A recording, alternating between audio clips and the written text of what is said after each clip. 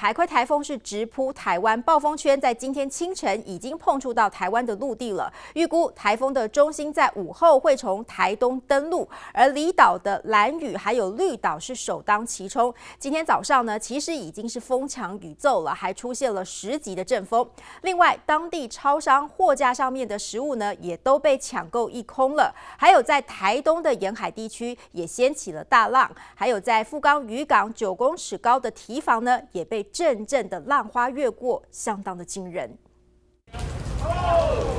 巨浪越过堤防，激起汹涌浪花。大浪一波波涌入渔港，让一早来看顾渔船的渔民们惊呼连连。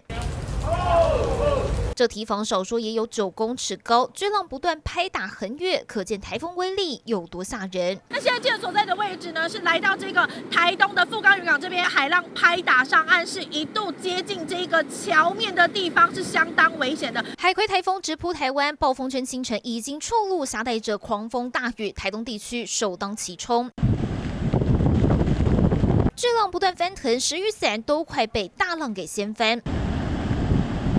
民众也直击长浪把阿朗伊古道路径给吞没，冲上来了，哇！海水倒灌西床，沿岸巨浪越来越凶猛，离岛前线更是风强雨骤。兰屿大雨狂炸，上午更观测到10级阵风，民众吓到躲在家里不敢出门。绿岛也掀起5公尺浪高，雨势同样惊人。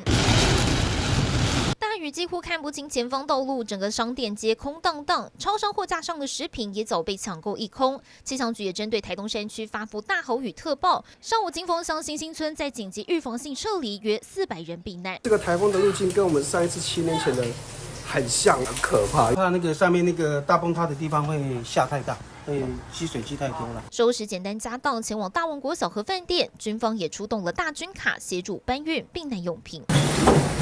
本岛台东上午也有9到10级强阵风，随着台风更靠近，风雨会更明显，尤其东部地区民众务必要提高警觉。台东综合报道。